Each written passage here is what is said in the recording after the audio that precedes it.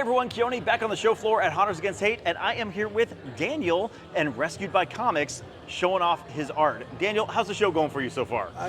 Great so far. So far, it's still early. It is. What I love about this one is just the vibe of the whole place because nerds are some of the best people, and you can be horror nerds, you can be anime nerds, you can be comic book nerds, you can be all the nerds. I love being with my people. Yeah. So yeah. The vibe is great. And you have, I think, art that is going to appeal to a wide variety of nerds. Let's talk about kind of what you are offering here. Okay, so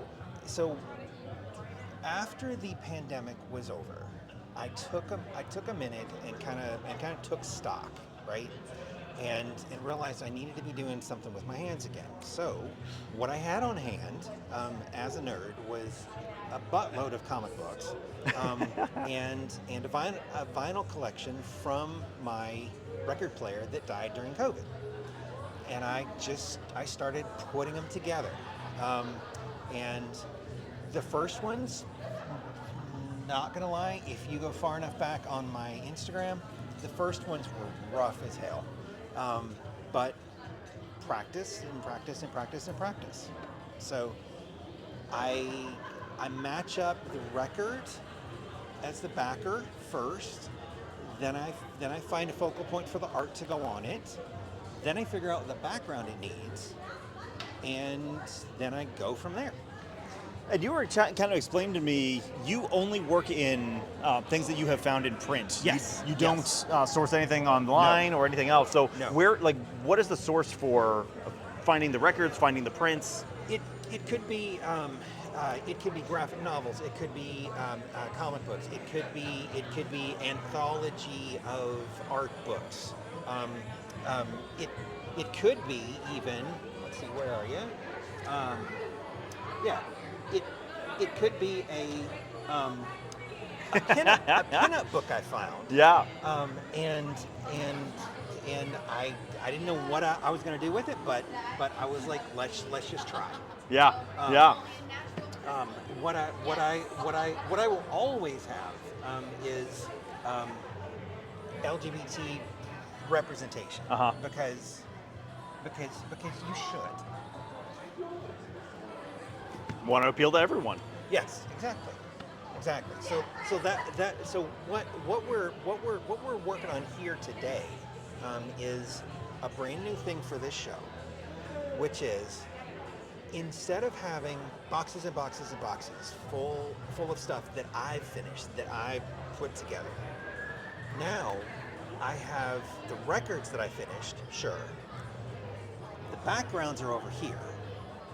And what I'm asking my customers to do is just kind of look through, find the record that speaks to you, find the background that speaks to you. That way it's more of a collaborative art experience.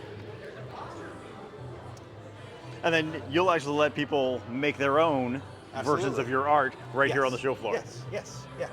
That's fantastic. Talk cost for a minute. Both for things that you have already pre-made as well as the custom that you're doing here. Cool. Caveat first. I secondhand as many of my materials as possible. That because I want my art to be priced at a point where I would be able to walk up and say, "Holy shit, I love this," and I pick it up. Yeah. Right? Yeah. So it goes based on size and difficulty. The smallest obviously are the DVDs and CDs. Sure. They run 14 or 2 for 25. Okay. The 45s run 25 or 2 for 45. Yes, I did that on purpose.